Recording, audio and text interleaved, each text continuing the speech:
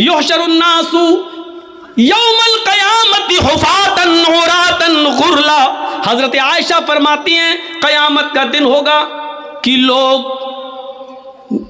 हुफ़ातन नंगे पैर होंगे, उरातन बिल्कुल नंगे जिस्म होंगे, उनके जिस्म पर कोई कपड़ा नहीं होगा। गुरला जैसे माँ के पेट से बच्चा पैदा होता है उसका खतना नहीं होता है, सब की सब कब्र से जब उठेंगे तो बगैर खतने के उठेंगे। मैदान महशर में जब सब जमा होंगे तो किसी का खतना नहीं हुआ होगा, सब गैर मख्तून होंगे, बगैर खतने के होंगे और सबको अपने अपने किए करे का हिसाब किताब देना होगा।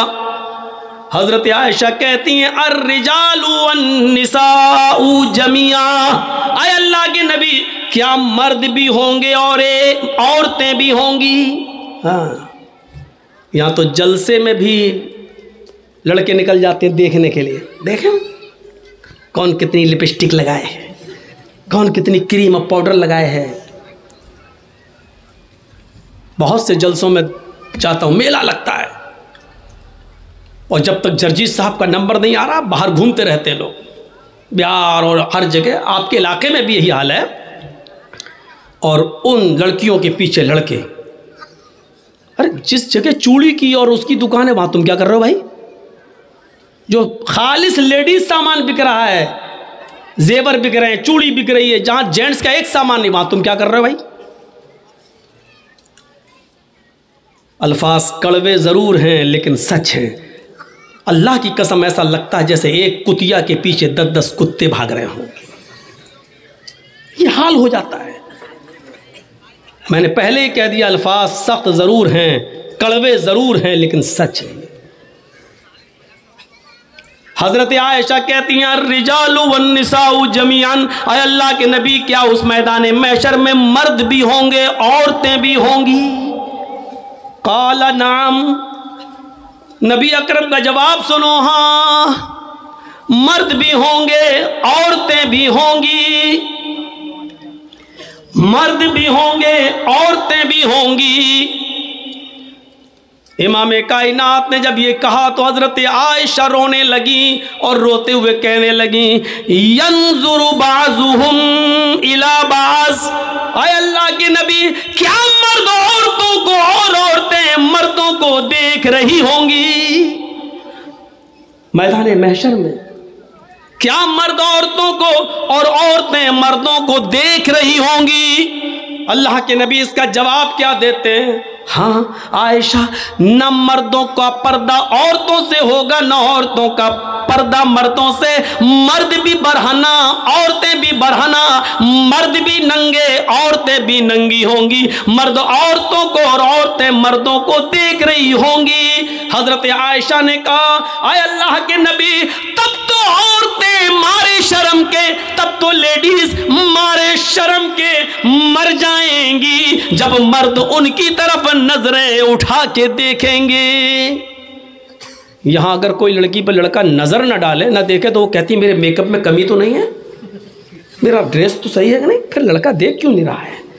यहां ये हाल है और वहां क्या होगा? हजरत आयशा क्या कह रही हैं? तब तो औरतें मारे शर्म के मर जाएंगी जब मर्द उनकी तरफ नजरें उठा के देखेंगे। अल्लाह के नबी फरमाते हैं आयशा इतनी परवाह किसको होगी कि कोई मर्द किसी औरत पर शहवत की नजर डाल सके, गंदी नजर डाल सके, गलत नजर से देख सके। मामला इतना सख्त होगा कि हर इंसान को सूरज की गर्मी और उस गर्मी से निकलने वाले पसीने से बचने की फिक्र होगी। मैदान महशर में वो सूरज जो सवा नेज़े के फासले पर, 1 मील के फासले पर होगा और उसकी गर्मी से जिस्मों से पसीना टपक रहा होगा और लोग अपने पसीनों में टखनों के बराबर, पिंडली के बराबर, घुटने के बराबर, रान के बराबर, कमर के बराबर और गले तक डूब रहे होंगे। हर इंसान को ये फिक्र होगी कि हम अपने आप को बचाएं, कोई किसी के ऊपर गंदी नजर डालने की जुर्रत नहीं करेगा। ये चीज हमें क्या बतला रही है? वो बादशाह ने जो कहा था वो उसके सामने यही सब तो है, यही सब तो था। अल्लाह के नबी से किसी ने पूछा आपकी उम्र 63 साल, 63 साल, इतनी ज़्यादा तो नहीं हुई है कि दाढ़ी के बाल सफ़ेद हो जाएं। आजकल तो 40 साल की उम्र में, अब 30 साल की उम्र में सफ़ेद होने लगते हैं। उसकी वजह यह है कि जो भी हम साबुन इस्तेमाल करना चाहते हैं कर लेते हैं केमिकल वाला, जो शैम्पू लगा रहे हैं वो है, और जो तेल जो भी ऑयल हम सर में डाल रहे हैं, इस वजह से आज इन केमिकल, वरना 60 साल की उम्र तक बाल कहाँ सफ़ेद होते हैं। तो मेरे भाइयों, अल्लाह के रसूल से सहाबा ने कहा आपके बाल उम्र से पहले सफ़ेद कैसे हो गए हैं, आपके ऊपर बुढ़ापा कैसे नजर आ रहा है। तो अल्लाह के नबी ने जवाब ये नहीं दिया था कि मेरी 4 बेटी है, ज़ैनब, रुक़ैया, उम्मे कुलसूम और फातिमा, मुझे इनकी शादी करना है, इनका घर बसाना है, इनके लिए लड़के देखना है। ये जवाब नहीं दिया था कि मुझे बेटियों की टेंशन है, मुझे बेटों की टेंशन है। अल्लाह के नबी ने इसका जवाब ये दिया था कि मुझ पर जो बुढ़ापा टाइम से पहले जो तुम देख रहे हो, बिफोर टाइम, जो बुढ़ापा मेरे अंदर देख रहे हो, जो ओल्डनेस मेरे अंदर देख रहे हो, ये बिफोर टाइम ओल्डनेस जो मेरे जिस्म पर, मेरे शरीर पर तुम्हें शो हो रही है, दिखाई दे रही है, मुझे सूरह नबा ने, सूरह हाक्का ने, सूरह क़यामा ने, सूरह दहर ने मुझे बूढ़ा कर दिया है। इन सूरतों में क़यामत का जो हौलनाक मंजर बयान किया गया है, इस हौलनाक मंजर ने हमें बूढ़ा कर दिया है। मुझे हर वक्त अल्लाह के सामने जवाबदेही की फिक्र होती है। वो चीज़ हमें क्यों नहीं होती है? कैसे एक आदमी सिगरेट को अपने मुंह पे रख लेता है, कैसे एक आदमी शराब की बोतल उठाकर पी लेता है, कैसे एक आदमी अजान हो रही है और कैरम बोर्ड खेलना गवारा कर लेता है, कैसे एक शख्स, मेरे भाइयों, इंडिया पाकिस्तान का मैच आ रहा और यहां अजान हो रही है और वो देख रहा है, सोच रहा कि नमाज भी ज़रूरी है और ये भी ज़रूरी है। अगर ये मैच 5 ओवर ख़त्म हो गए तब तक तो, और हमें नमाज पढ़ने चला गया तो मैच का मज़ा नहीं ले पाऊंगा। जबकि जमात पढ़ के भी आ सकता है, नहीं साहब मैच ख़त्म हो जाएगा, अरे लोग बता देंगे कौन जीता, अरे लोग बता तो देंगे, लेकिन एक एक बॉल का जो टेस्ट, जो मज़ा आ रहा है वो हम फिर नहीं ले पाएंगे। इस चक्कर में वो नमाज नहीं पढ़ता है और मैच देख लेता है। ये कैसे गवारा कर लेता है? मैंने कल औरंगाबाद के अंदर एक वाक़या बयान किया था। मैं चाहता हूँ कि चूँकि आपकी तादाद उतनी ज़्यादा नहीं है, इसलिए उस वाक़े को यहाँ बयान कर देता हूँ। कल इंशाअल्लाह कुछ नई चीज़ें हमारे आपके सामने रहें। सुनिए कुरान करीम ने क्या कहा है। वमन आरज़ान ज़िक्री फ़इन्न लहू मईशतन ज़नका। मैं जानता हूँ कि बारिश हो चुकी है, मैं जानता हूँ यहाँ जो लोग बैठे हुए हैं वो यकीनन उनके दिलों में ईमान है, इसलिए वो बारिश के इन कतरात में भी यहाँ बैठे हुए हैं। और अल्लाह की कसम, ऊपर से टपकने वाले पानी की कतरे और बूंदे मेरे ऊपर भी गिर रहे हैं। जब आप बैठे हैं तो मुझे सुनाने में कोई हर्ज नहीं है। सुनिए, नमाज छोड़ना एक अलग चीज़ होती है, सुन लीजिए, और नमाज से एराज़ करना एक अलग चीज़ होती है। वमन आरज़ान ज़िक्री, जिसने मेरे ज़िक्र से एराज़ किया, मर्द भी सुने औरतें भी सुने, और बहुत आसान उर्दू और हिंदी में, जो मेरे ज़िक्र से एराज़ करेगा, जो मेरे ज़िक्र से एराज़ किसको कहते हैं? चलिए पहले पता, जो मेरे जिक्र से नहीं, नमाज से मुंह फेरेगा, मुंह मोड़ेगा, फ़इन्न लहू मईशतन ज़नका, हम उसके लिए रोज़ी तंग कर देंगे। रोज़ी बंद कर देंगे नहीं कहा अल्लाह ने, रोज़ी तंग कर देंगे, यानी पैसा तो बहुत आएगा उसके पास लेकिन रुकेगा नहीं। आप लोगों के मोबाइल में इसकी आवाज़ ना चली जाए, इसको कट कर देना, ये वरना लोग कहेंगे मौलाना जर्जीस जंगलों में भी तकरीर करते हैं, और ईमान ताज़ा हो जाएगा लोगों का। तो थोड़ा सा इस आवाज़ की कटिंग कर दीजिएगा, वो उनका काम है। वमन आरज़ान ज़िक्री फ़इन्न लहू मईशतन ज़नका, जो अल्लाह के जिक्र से एराज़ करेगा, मुंह मोड़ेगा, हम उसकी रोज़ी बंद कर देंगे। बंद नहीं, तंग कर देंगे, टाइट, उसकी रोज़ी को हम तंग कर देंगे। तंग करने का मतलब होता है पैसा बहुत आएगा लेकिन रुकेगा नहीं। 50,000 रुपये एक दिन में हमारी आमदनी हो गई, लेकिन शाम तक कभी बीवी बीमार, कभी बच्चा बीमार, कभी बाप बीमार, सब खत्म। 5,000 कर्ज और ले लिया। ये होता है कि नहीं होता ऐसा बहुत से? हमारे और आपके साथ जब ऐसा होता तो हम लोग क्या करते हैं? मौलाना साहब, मस्जिद के इमाम के पास जाते हैं, मौलाना साहब क्या बरकत नहीं हो रही है? कैसी बरकत? अरे पैसा तो बहुत आता है लेकिन रुकता नहीं है। तो वो मौलवी क्या कर लेगा? अगर मौलवी के पास पैसे को रोकने की ताकत होती तो बेचारा 5,000 रुपये में वो क्यों नमाज पढ़ाता? अल्लाह ने बताया तुम जब मेरी जिक्र मेरी नमाज से मुंह मोड़ोगे हम तुम्हारी रोजी तंग कर देंगे। तुम नमाज 5 वक्त की पढ़ना शुरू कर दो और पाबंदी के साथ पढ़ना शुरू कर दो। अजान के वक्त तुम्हें काम की फिक्र नहीं, नमाज की फिक्र होनी चाहिए, जमात की फिक्र होनी चाहिए। फिर देखो तुम्हारी रोजी में कैसे बरकत होती है। 50,000 नहीं आएगा, 2,000 आएगा लेकिन रुकेगा। आप 1800 खर्च कर पाएंगे लेकिन 200 बचेगा। 1,000 आएगा, आप 800 खर्च कर पाएंगे लेकिन 200 बचेगा। यहां तो 50,000 आ रहा है, बचता ही नहीं है। कोई ये बीमार, कोई वो बीमार, कोई एराज किसको कहते हैं? अब सुन लीजिए एराज क्या है। बारिश हो रही है, हमारा गल्ला, हमारा धान सूखे में घर के आंगन में रखा हुआ है और बाहर हम क्रिकेट खेल रहे हैं। किसी ने कहा साहब बारिश हो रही है, धान भीग जाएगा, लेकिन हम क्रिकेट में लगे हैं। इसको कहा जाता है धान से एराज करना, यानी इसको अपनी रोजी रोटी की फिक्र नहीं है, क्रिकेट की फिक्र है। एक और मिसाल दे दूं, एक और मिसाल दे दूं। बच्चा रो रहा है और अपने रोने से इशारा कर रहा है कि मां मैं भूखा हूं, मुझे अपनी पिस्तान से लगा और दूध पिला। बच्चा रो रहा है लेकिन मां को अपने बच्चे की फिक्र नहीं है, बल्कि टीवी में लगी हुई है और देख रही है सास भी कभी बहू थी। तो इसको कहा जाता है कि इसने बच्चे से एराज किया। बच्चे को फेंक नहीं रही है, बच्चे से प्यार है उसको, लेकिन उस वक्त इतना दिमाग उसका बच्चे में नहीं लगा जितना सीरियल में लगा है। अरे अगर सीरियल निकल, बच्चे को तो बाद में भी दूध पिला देंगे, लेकिन सीरियल निकल गया तो फिर कहाँ बार बार आता है। यही हाल है नमाज का। अजान हो रही है, नहीं मैच देख लूँ पहले, क्योंकि नमाज तो बाद में भी कज़ा कर लेंगे, लेकिन मैच निकल गया तो कहाँ रोज रोज आता है। ये चीज़, इसको कहते हैं नमाज से एराज। हमारा मकान जल रहा है और हम क्रिकेट खेल रहे हैं। कहाँ मकान जल रहा है, हमें फिक्र होनी चाहिए मकान को बचाने की। जो जल गया जल जाने दो, जितना बच गया कम से कम उसको पानी वानी डाल के उसको बुझाएं, लेकिन हमें उसकी फिक्र नहीं हो रही। हम क्रिकेट खेल रहे हैं, हम कैरम बोर्ड खेल रहे हैं। इस आदमी को कहा जाता है कि इसने एराज किया है अपने मकान से। अब आप समझ गए ना एराज किसको कहते हैं? जिस वक्त हमें जिस चीज़ की ज़रूरत है उससे दूर हो जाना और दूसरी चीज़ में लगे रहना जो गैर ज़रूरी है। अजान की आवाज़ आती है हय्या अलस सलाह, और हम उस वक्त मैच देख रहे हैं।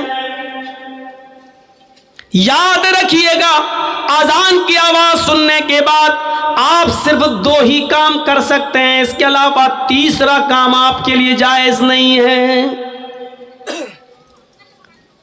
अगर आप खाना खा रहे हैं और इसी बीच अगर अजान की आवाज़ हो जाती है तो आप खाना मुकम्मल कर लीजिए, पेट भरकर आप खा लीजिए, क्योंकि पेट की भूख बहुत बुरी चीज़ है। अगर ये कह देता अल्लाह ताला खाना खा के ना छोड़ो, उसी में जाओ, बीच में जाओ, तो हम नमाज पढ़ते दिमाग लगा रहता खाने में, जल्दी इमाम, और कहीं उसने पढ़ दिया होता अलिफ लाम मीम ज़ालिकल किताबुल ला रही, कमीने इतनी लंबी सूरत, हमें भूख लगी है। तो इसलिए क्या कहा, पहले खाना खा लो, और दूसरी अजान की आवाज़ आ रही है और हमें क़ज़ाए हाजत, पेशाब या लेटरिन की ज़रूरत है, तो पहले हम वो कर लें, वरना ऐसे करे रहोगे और पेट अंदर की तरफ धंसाए रहोगे, कहीं यही ना निकल जाए। तो इसलिए ये काम कर लो।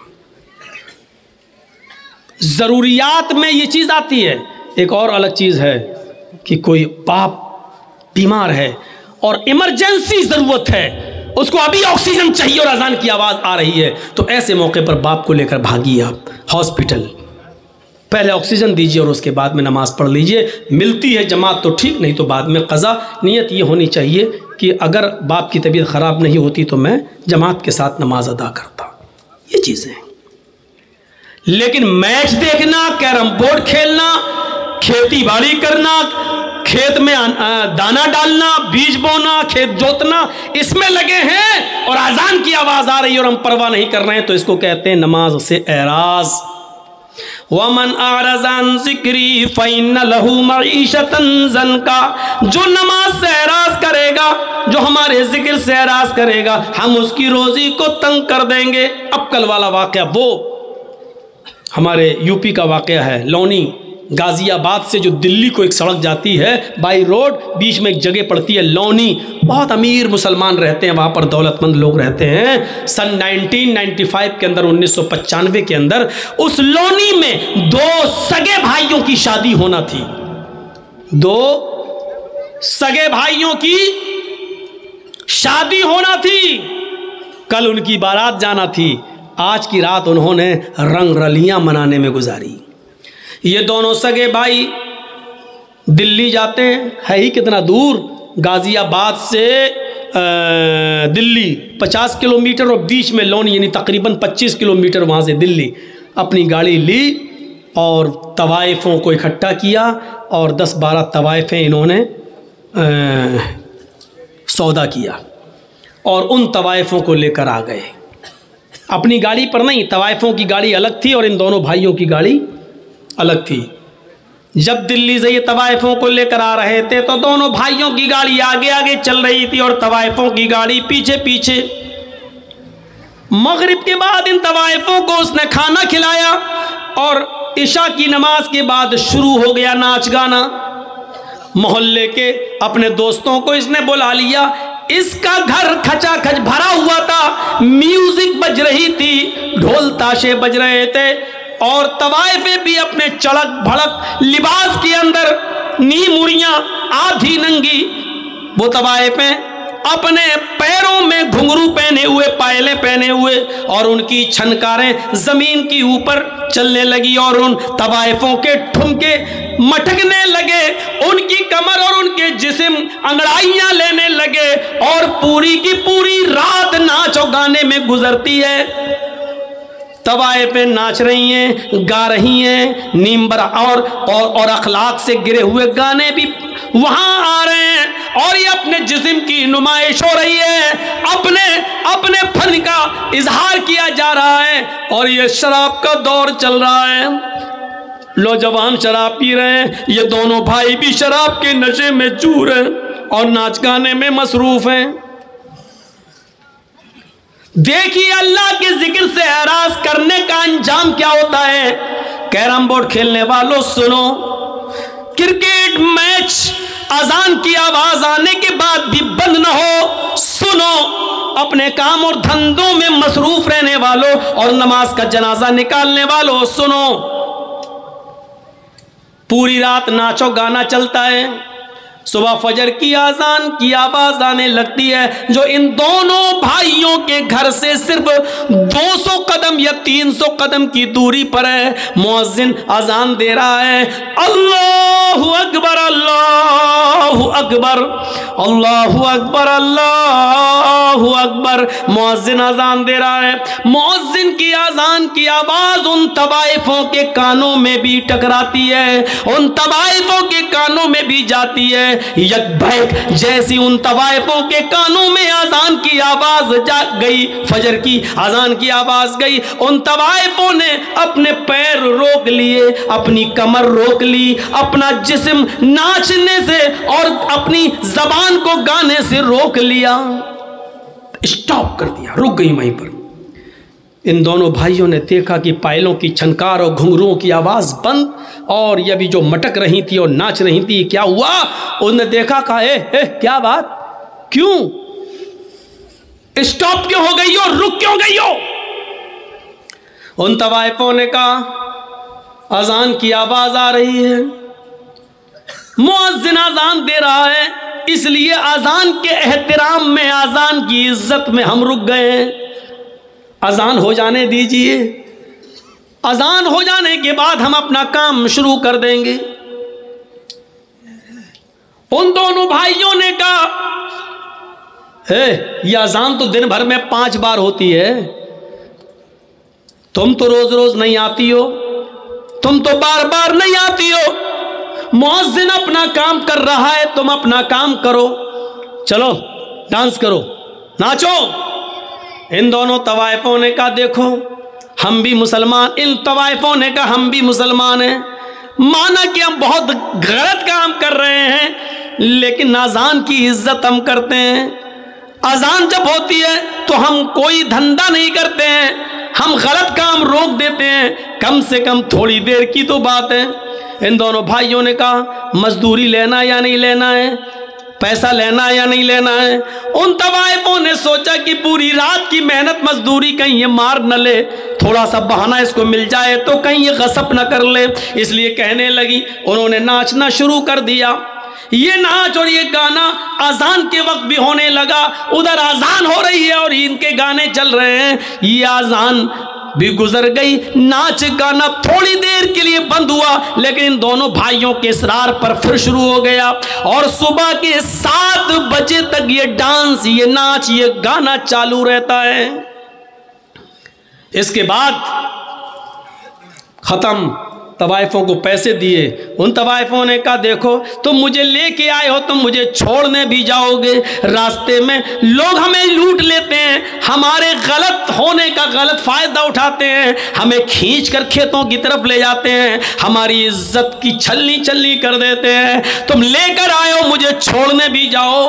इन दोनों भाइयों ने कहा, चलो दिन में 2 बजे बारात जानी है, 4 बजे बारात जानी है, मगरिब के बाद निकाह होना है, इशा के बाद रुखसती होना है, हम तुम्हें छोड़ आते हैं। 25 किलोमीटर ही तो है यहाँ से दिल्ली। उन दोनों भाई अपनी गाड़ी में बैठते हैं, ड्राइवर को अपने आगे की सीट पर बिठाते हैं, दोनों भाई पीछे बैठते हैं। तवाइफों की गाड़ी अब आगे आगे चल रही है और इन दोनों भाइयों की गाड़ी पीछे पीछे चल रही है। सर्दियों की रात है, दिन के 7 और 8 बजे के बीच की बात है। अभी कोहरा पूरी तरीके से छटा न था, आसमान से गिरने वाली शबनम, जिसको आपकी जबान में कोयसा कहा जाता है, अभी पूरी तरीके से छटा न था। किसी तरीके से तवाइफों के ड्राइवर ने गाड़ी सामने से आने वाले ट्रक से बचाते हुए गाड़ी को क्रॉस कर दिया है, लेकिन चूंकि इन दोनों भाइयों का ड्राइवर भी शराब के नशे में धुत था,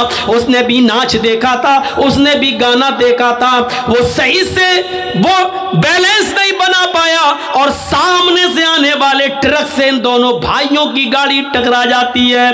टक्कर इतनी तेज थी कि इन दोनों भाइयों की गाड़ी 25-30 फीट दूर एक खाई में गिरती है और चारों तरफ से पिचक जाती है। फौरन लोग जमा हो जाते हैं, किसी तरीके से उस गाड़ी की खिड़की तोड़ी गई और इन दोनों भाइयों की और ड्राइवर की लाश निकाली गई। अल्लाह गवाह है, अल्लाह की कसम, जब इन दोनों भाइयों की लाश निकाली जा रही थी तो पहचान में नहीं आ रहा था कि बड़े भाई की लाश कौन सी है और छोटे भाई की लाश कौन सी है। सन 1995 के अंदर बहुत ज़्यादा लोगों की तादाद इतनी न थी, आनन फानन पोस्टमार्टम होता है और 2 या 3-4 बजे तक इनकी लाशें इनके माँ बाप के हवाले कर दी जाती हैं, नहला दिया जाता है, धुला दिया जाता है, ऐलान होता है मगरिब की नमाज के बाद इनको दफन कर दिया जाएगा। इन दोनों भाइयों के बाप के ऊपर कितना बड़ा पहाड़ टूटा है, जिसके 2 जवान बेटे एक ही दिन में खत्म हो जाएं। उस बाप से पूछिए कि उसके ऊपर क्या गुजर रही थी। आपने देखा, आई कैरम बोर्ड खेलने वालों, नमाज के मौके पर, अजान के मौके पर कैरम बोर्ड में मस्त रहने वालों, अजान हो रही है और मैच देखने वालों, अजान हो रही है और लहू लाइब में मुब्तला रहने वालों, देखा आपने थोड़ी देर में इनकी हैसियत बदल गई। हैसियत क्या बदली? अभी मगरिब की नमाज पढ़ने के बाद ससुराल से मिलने वाले कपड़े इनको पहनना थे और बारात में जाना था, बारात लेकर जाना था। लेकिन अब मगरिब की नमाज के बाद ससुराल से मिले हुए कपड़े नहीं बल्कि बाप की तरफ से दिया हुआ कफन पहना जा रहा है। थोड़ी देर में हैसियत बदल जाती है इंसान की। ये इंसान इतना कमजोर है, इतना कमजोर है, इतना कमजोर है मेरे भाइयों कि अभी थोड़ी देर के बाद इनको नए कपड़े पहनना थे और नए कपड़े पहनकर ससुराल की तरफ जाना था, उस गांव की तरफ जाना था जहां दोनों लड़कियां रहती हैं, उनके यहाँ बारात लेके जाना था। मेरे भाइयों, ससुराल की तरफ से मिले हुए कपड़े नहीं पहनाए जा रहे हैं। अब थोड़ी देर के बाद इनको सफेद रंग का कफन पहनाया जाएगा। हैसियत देख लीजिए आप। अभी थोड़ी देर के बाद इन दोनों के साथ 300-400 आदमियों की बारात लड़कियों के गांव में जाना थी, लेकिन अब लड़कियों के गांव में नहीं, अब इनको लेकर कब्रिस्तान की तरफ जाया जाएगा। थोड़ी देर के अंदर इंसान की हैसियत देखो कितनी बदल गई। अभी थोड़ी देर के बाद इनको बारात लेके जाना था उस लड़कियों के गांव में, लेकिन अब कब्रिस्तान की तरफ जाना पड़ रहा है। अभी 300 और 400 आदमियों को गांव में जाना था, लेकिन अब इन 300-400 आदमियों को कब्रिस्तान में जाना पड़ रहा है। अभी इन दोनों लड़कों को लड़कियों के शहर गांव में जाना था, अब इनको कब्र के अंदर जाना पड़ रहा है। अभी थोड़ी देर के बाद लड़कियों के घर दूल्हा बनकर जाना था, अब ये मेरे भाइयों कब्र के अंदर जाने वाले हैं। हैसियत देखो कितनी बदल जाती है। अभी इनको इस दुनिया का सफर करना था, लेकिन ये आखिरत के सफर के ऊपर रवाना हो गए। अभी उस गांव में बैठने हुए मौलवी को थोड़ी देर के बाद इनका निकाह पढ़ाना था। अल्हम्दुलिल्लाह नहमदुहु व नस्तईनुहु या अय्युहल्लज़ीना आमनु तक़ुल्लाह हक़्क़ तुक़ाती, अभी आयतें पढ़ना थी, लेकिन अब उसी मौलवी को अल्लाहुम्मा ग़फ़िर लिहय्यिना व मय्यतिना व शाहिदिना व गायबिना व सगीरिना व कबीरिना पढ़ना पड़ रहा है। थोड़ी देर में इंसान की हैसियत क्या बदल जाती है मेरे भाइयों। ये है अल्लाह के जिक्र से एराज़। नमाज अजान की आवाज आ रही है और इन दोनों भाइयों ने कहा तुम गाना गाओ, तुम मत रुको, अजान तो दिन भर में 5 बार होती है, तुम थोड़ी रोज रोज आती हो, लिहाजा तुम अपना काम करो, मुअज्जिन अपना काम कर रहा है। इसको कहते हैं अल्लाह के जिक्र से एराज़। जबकि होना ये चाहिए था कि सब कुछ छोड़ के हमें मस्जिद की तरफ जाना था, लेकिन हमने नमाज से एराज़ किया है, हमारा ये अंजाम हुआ है। मेरे प्यारे साथियों, इस अंजाम से हमें और आपको सबको सबक हासिल करना चाहिए। इस अंजाम से हमें और आपको सबको होश लेना चाहिए। इस अंजाम से हमें और आपको सबको सबक सीखना चाहिए। ये उसके साथ हुआ है, हमारे साथ भी हो सकता है, क्योंकि इंसान अपने इरादों में मजबूत हो, लेकिन बहैसियत इंसान के बहुत कमज़ोर है, उसकी हैसियत कुछ नहीं है, कुछ नहीं है। APJ अब्दुल कलाम अपने आप को नहीं बचा सके, अटल बिहारी अपने आप को नहीं बचा सके, इंदिरा गांधी को उसके बॉडीगार्ड ने गोली की घाट उतार दिया। इंसान कितनी फिक्रें करता है, ये करेंगे, वो करेंगे, वो करेंगे, ये करेंगे, लेकिन पता चलता है कि सुबह उठा है, कल तो सही था, अरे मेरे साथ होटल में चाय पिया था। सबसे पहले हमारा लोग आज अपने नाम के लिए मरते हैं। मुझे जर्जीस कहते हैं, मालूम है ये क्या है? मैं अगर किसी से कहूँ मेरा नाम जानते हो क्या है मेरा नाम, मुझे जर्जीस कहते हैं। मरने के बाद सबसे पहले ये नाम ही बदल जाता है। अब कोई ये नहीं कहता है कि जर्जीस मर गया, कहते हैं जनाजा रखा हुआ है, मैयत रखी हुई। जिस नाम को कमाने के लिए तुम गलत और सही कुछ नहीं देखते हो, सबसे पहले वो नाम हमसे छीना जाता है। जब हमारा जनाजा उठाकर कब्रिस्तान जाता है तो कोई ये नहीं कहता कि जर्जीस चारपाई पर जा रहा है, क्या कहते हैं लोग, मैयत जा रही है, जनाजा जा रहा है। हमारी हैसियत बदली जाती है। ये करोड़ों की बिल्डिंगें कुछ नहीं। यक़ूलुल इंसानु माली माली, आदमी कहता है मेरा माल, मेरा माल, ये बिल्डिंग, वो बिल्डिंग, ये फ्लैट वो फ्लैट, ये प्लॉट वो प्लॉट, ये खेत वो खेत, ये दौलत वो मॉल, लो ये मेरा ये मेरा। अरे इंसान तू पागल है, कुछ नहीं है तेरा। ये तेरे जहन की नाकिसी और कमजोरी है जो तू इनको सब समझ रहा है अपना। ये तेरा नहीं है, तेरा वो है जो तूने खा लिया, जो अब तक खा चुका है वो तेरा है, जो अब तक तूने पहनकर पुराना कर दिया है वो तेरा है, और तेरा वो है जो तूने अल्लाह की राह में खर्च करके सदका और खैरात और ज़कात देकर जो तूने खर्च कर दिया है वो तेरा है। ये सब तेरा नहीं है। आज तेरी आंख बंद हुई, तेरी औलाद लड़ेगी, तेरी औलाद लड़ेगी। इतना हिस्सा मुझे, आगे का तू ले, पीछे का हम लें, अंदर का तू ले, बाहर का हम लें, रोड के किनारे का फ्लैट हम लेंगे, अंदर गांव के अंदर का तुम लोग। लड़ेंगे लोग। हमने अपने बाप की मरते वक्त खिदमत की है, तुमने क्या किया है? तुम कहते हो मेरा मेरा मेरा, ये कुछ तुम्हारा नहीं है। आई यक़ूलुल इंसानु माली माली, इंसान कहता है ये मेरा माल, ये मेरा माल, ये मेरा माल। तेरा माल कुछ नहीं है। तूने जो खा लिया, खाकर तूने फना कर दिया, खाकर तूने निकाल दिया वो तेरा। तूने जो पहना और पहनकर जो पुराना कर दिया वो तेरा। तूने अल्लाह की राह में जो सदका किया, जो खैरात किया है और अल्लाह किया जो तेरा कबूल हो गया वो तेरा। यही तेरे काम आएगा। दुनिया में जो कुछ है वो तेरा नहीं है। यह है हमारी हैसियत। 10 लाख का सूट पहन लो, लेकिन मरने के बाद हमें वही 400-500 का कफन ही नसीब होगा। और याद रखो, हम सिर्फ 2 गज ज़मीन के मालिक हैं बस। और मैं आपको पक्का यकीन दिलाता हूँ, पक्का यकीन दिलाता हूँ, उस 2 गज ज़मीन के मालिक आप ऐसे हैं कि आपके मरने के बाद भी वो 2 गज ज़मीन आपसे कोई नहीं छीन सकता है। बस जो मरने के बाद 2 गज ज़मीन जो आपकी है, जिसमें आपको जाना है, वही आपकी है और कुछ नहीं है। उस कब्र के अंधेरे को याद करो, उस कब्र के कीड़े और मकोड़ों को याद करो, उस कब्र की दहशत को याद करो, उस कब्र की हौलनाकी को याद करो।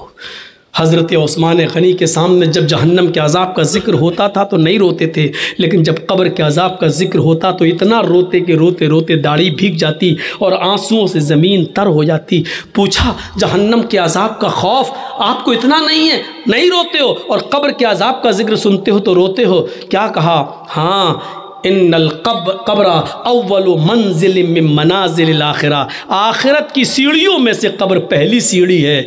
जो इस सीढ़ी से कामयाब हो गया वो सारी सीढ़ियों पर कामयाब हो जाएगा। जो इस पहली सीढ़ी पर फिसल गया फिर वो ऊपर तक नहीं चढ़ पाएगा। इसलिए मुझे इस पहली सीढ़ी की फ़िक्र होती है। हमें और आपको उस पहली सीढ़ी की फ़िक्र करनी चाहिए। आज कम ही सही, लेकिन जो बोला गया अमल के लिए काफ़ी है। अपनी आक़िबत को संभालो, अपनी आखिरत को संभालो और फ़िक्र करो, और कल मुस्तैद होकर तैयार होकर आओ, क्योंकि इंशाअल्लाह आज की कसर कल अगर ज़िंदगी रही तो हम पूरी करेंगे। अल्लाह रब्बुल आलमीन से दुआ है कि बारे अल्लाह हमारी ख़ताओं को माफ़ फरमा दे, हमारे गुनाहों को बख्श दे, हम जमीअ मुसलमानों पर रहम फरमा, और अल्लाह हमें क़यामत के खौफ से बचा ले। अल्लाह हमें क़यामत के दिन के आने से पहले तैयारी की तौफ़ीक़ अता फरमा। जब तक तू हमें ज़िंदा रख, इस्लाम पे ज़िंदा रखना, और जब हमारा ख़ात्मा हो तो ईमान पर हमारा ख़ात्मा फरमाना। वमा अलैना इल्लल बलागुल मुबीन व आखिरु दअवाना अनिल हम्दुलिल्लाहि रब्बिल आलमीन। अस्सलामु अलैकुम व रहमतुल्लाहि व